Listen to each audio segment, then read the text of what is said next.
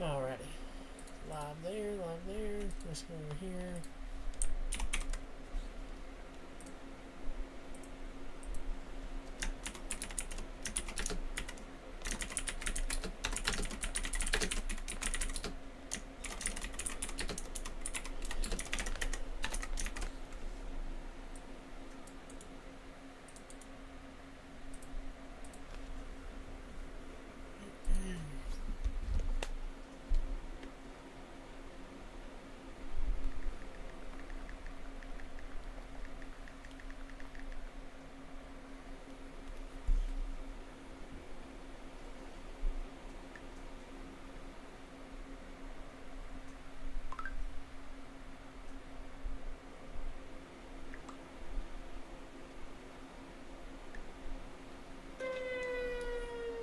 Ooh.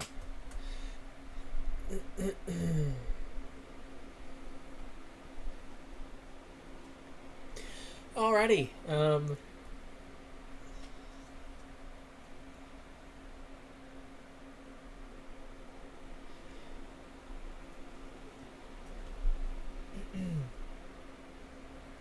Alrighty, good evening, everybody. Welcome back. Gotta love when the internet decides it wants to go out on you. About the time we were in the middle of talking about what was going on, and that had happened. So we are back. I do apologize for missing for pretty much like right as that storm actually moved over one of our cameras. It kind of crapped out on us on the internet side of things. Took me a minute to realize what was going on, but the funniest thing is for all those that are asking with the new tornado watch and stuff like that, you can see Shreveport's coverage area: Nashville, DeQueen, Prescott, Hope, Texarkana, Magnolia, El Dorado, Miller County, Lafayette County, Little River County. They're no longer under a tornado watch. Right as that happened, the internet come back on. You can't make it up. So what does that mean? Our severe weather threats slowly coming to an end. We do have this one severe warning storm that was that tornado warning earlier. That is since moved to North Camden, or pretty much north of Camden, near the Fordyce area. That is warned for ping pong ball size hail and 60-mile-per-hour wind gust there as well. We've seen some storms that have tried to get going, or showers. They've really not been able to do so far, and hopefully that trend continues. But I really think with the National Weather Service and Shreveport going ahead and canceling our watch down here for most of our coverage area, for half of our coverage area, I think that's a good side and good news there. So once again, I think everybody across on South Central system down here has had issues with the internet in a way.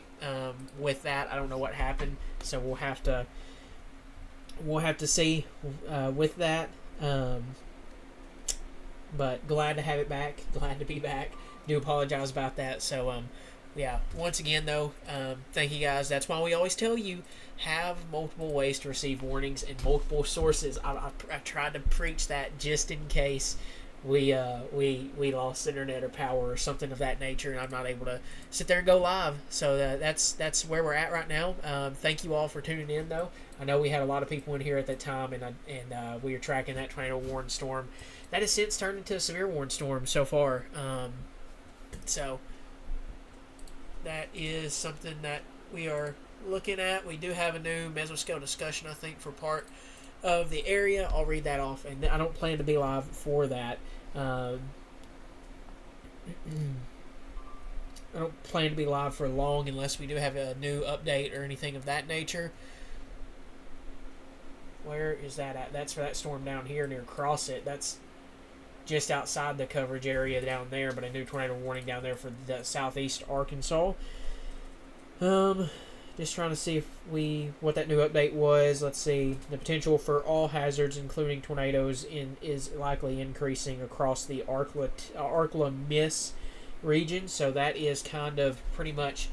I'll put this on. This is kind of moving out of our coverage area here soon, and that may be all we have. Once again, we'll keep an eye on it until the National Weather Service decides to take care of that, both of all those watches, stuff of that nature later on. But newest Um, well, and I don't know if I'm gonna be able to get this off the screen now. There's so many mesoscale discussions, it does not want to move off the screen. Okay. Let me restart the radar software real quick. You gotta love it. But the overall down here is the area where that mesoscale discussion's at. So I think for the most part, though, we are going to be on the good side of things as we go through the rest of this afternoon. And I bet you I just done it again. Nope, there we go. Finally got a hold of it. You can see that area right here that they're watching for that possibility through the next little while where these storms are currently at. I don't think it's going to really clip Union County, but we'll keep an eye on it there for you. Once again, though, we're going to watch those storms closely. Down here near the Fordyce area and Bearden and Thornton area, seeing some large hail, ping pong ball size hail ongoing down there, and we will continue to do that and continue to watch that as that storm moves off towards the east there with that. So some large hail possible with that storm down there.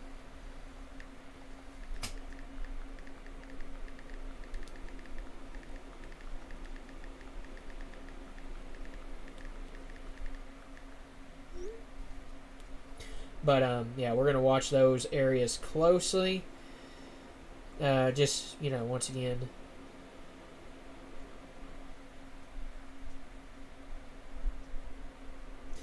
Yeah, looking at some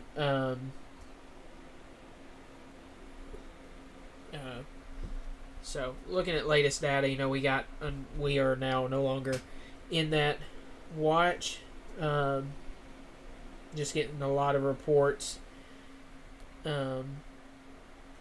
Seeing those areas where we had rotation at earlier with that storm. Now that we got internet back, kind of can see all those reports. So just want to get on here real quick and talk about what's ongoing and kind of go through that. It's going to be a little more sit back and talking about these severe storms for a minute here.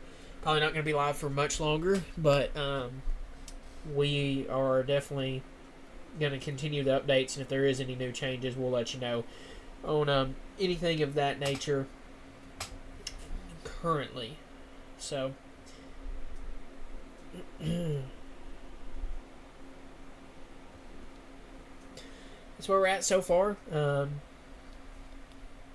Like I said, I don't think we have much more after this storm of a severe threat. I think that's starting to come down. So I think we are starting to close down some. I know I've seen some comments earlier about asking about the rain chances. We're at like 95% for Texarkana. That's a lot of those weather apps. Once again, it just really depends on what data they used. Yes, some data has kind of overdone it earlier starting out, and then it kind of died down some. And I really think that's due to the lack of being able to launch soundings right now to get a good idea of observed data of what's going on. It's just model data has not been great here recently. As we always say, models are wrong somewhere. You just got to find out where. So, a new update on this severe warning. It continues with the ping pong ball size hail. And that goes for another 16 minutes. That storm is continuing to move through the Bearden area towards Fordyce. And then after it gets out of Fordyce over here into the down here south of Risen, that's outside of our coverage area. But yeah, so we're going to continue to watch that. Like I said, I don't think we see much of anything else. I really don't think we see much else on rain chances right now for that after this comes out. So like we said, I think right now the big story is going to be that we are almost done with this. And then after this, we get a little bit of a break from the severe weather. We could have some scattered rain chances as we go through tomorrow and then into this weekend. But so far, this should be the end of our big severe threat and severe weather chances as of here recently, or these back-to-back ones. So new severe thunderstorm warning has come out for this storm. Ping pong ball size hail continues to be the main threat with that. 60-mile-per-hour wind gust. That's moving to the east at 40 miles an hour currently. So that's where we're at there with that. Let's see here. I want to see if I can pull up. Let me come back over here to the Prescott HazCam. I know earlier this did have a awesome view of that system moving through, which is the goal with these cameras. That's another thing. While we may not have great radar coverage, we've been working on trying to get these cameras up that you see right here. That one's in Prescott. Big thanks to the Nevada County OEM in Nevada County for helping us get these first two up across our region. The reason we're trying to get these up is not necessarily to replace what radar does, but it's to help us get a good understanding of what's going on at the surface. Because if you can't see the surface and can't see, hey, there's lowering on that rotation or something of that nature, it's going to be harder to really confirm a tornado until it's already on the ground and has been confirmed by radar, by debris being lofted. And by that time, that's still too late for some in that case. And a lot of people they gotta have a tornado to be confirmed before they take their tornado precautions. Which with how isolated tornadoes can be and how small they can be, I fully understand why that is the case in some locations. Still, though, the best rule of thumb is if you're under severe thunderstorm warning or a tornado warning or anything like that, just go ahead, take your precautions, play it safe. Better to be safe than sorry than not in situations like that. So. Yeah, that's where we've been at so far with that. So, we've had a very interesting afternoon down there in this area as that storm moved through the region. I'm trying to remember where that was.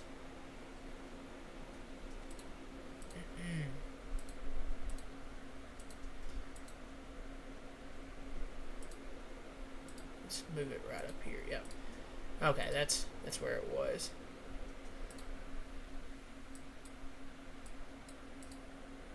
Let me see. Select. So we're gonna I'm just gonna try to get a quick little, if I can.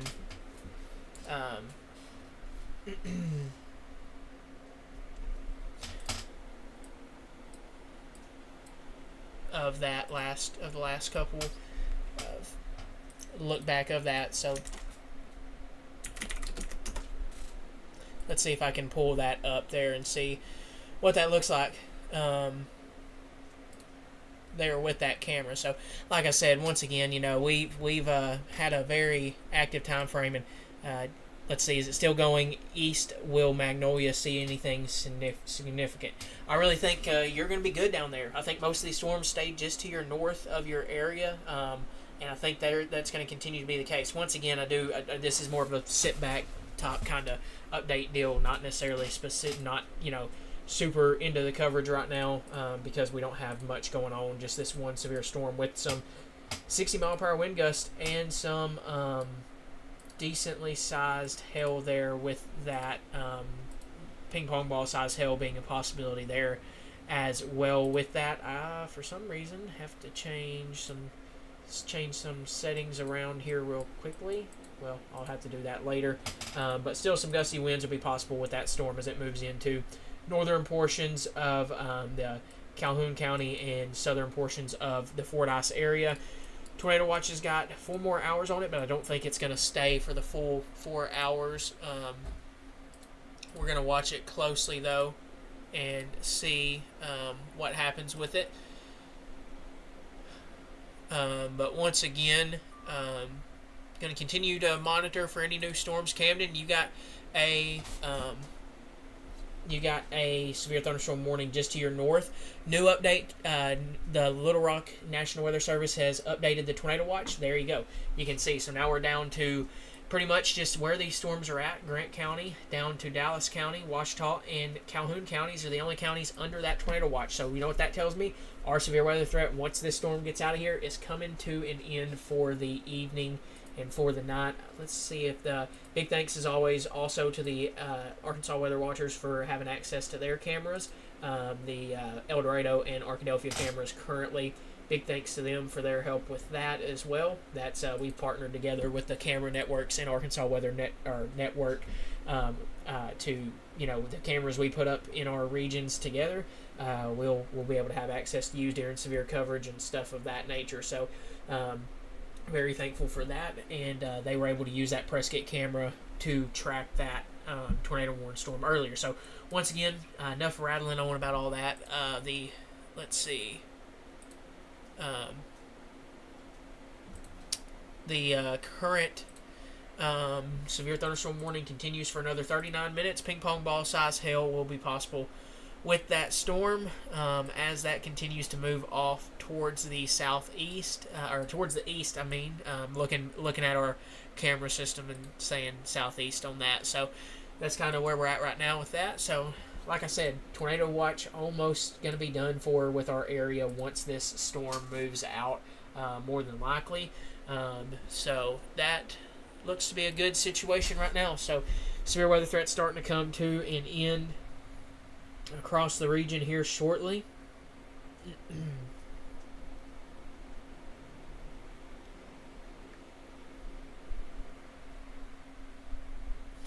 So we'll keep continuing to monitor that right here. So